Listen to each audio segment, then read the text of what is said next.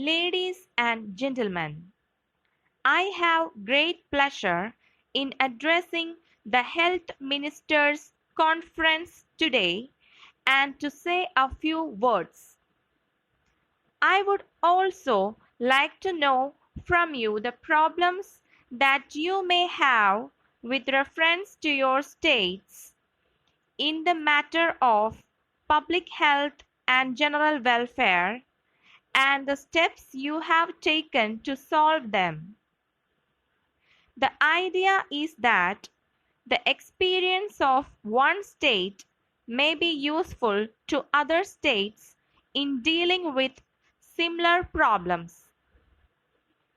As far as the central government of India, who is also present here, will explain to you during the discussion that will be held in the next 2 days about the various schemes that the central government are implementing for the improvement of health and general welfare of the people. Perhaps some may think that only a small percentage of the national income is set apart for medicine and public health. But it should be remembered that the large sums of money that are spent under the various other heads, such as education, irrigation, agriculture, and industries, also serve the purpose of raising the standard of living of the people and thus contribute to their health and welfare. Take, for instance, education.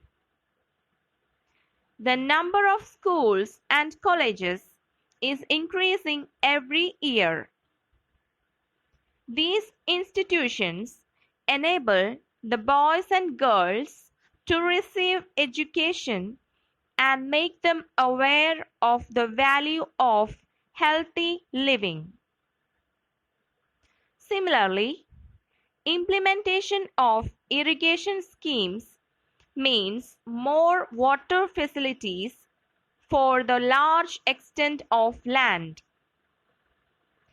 Thus, more acres of land can be brought under cultivation, contributing to the increase in food production. To the extent people get their requirement of food, they will be free from hunger and will be able to lead a healthy life. The housing schemes that are implemented by cooperative house building societies and other agencies will also help the people to live in comfort.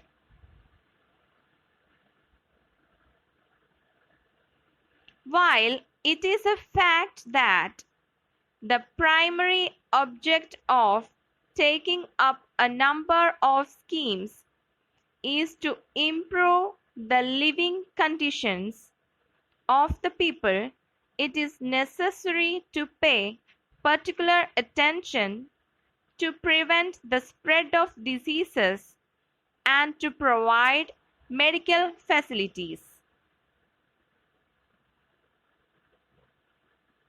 I have dealt with only some aspects of the purpose of this conference and hope the ministers and the officials who are present here will discuss the subjects in detail and arrive at very useful decisions. Thank you.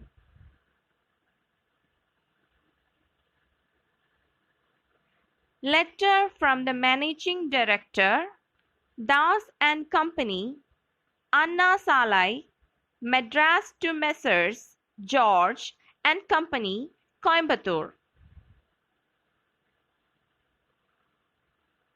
Dear Sirs, We are in receipt of your letter of the 10th instant in response to our advertisement in the newspapers regarding the sale of our tea estate in the Nilgiris.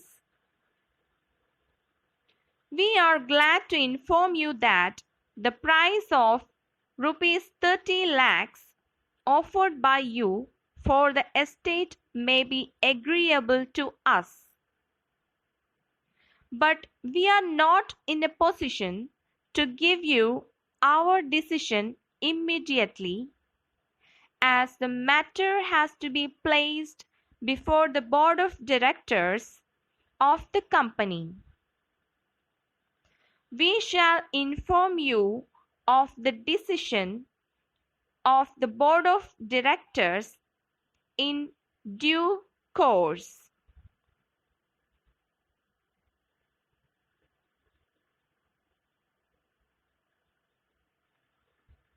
As decided by you, we will be in a position to accept rupees 5 lakhs in the first instance and allow you to pay the balance within a period of 6 months.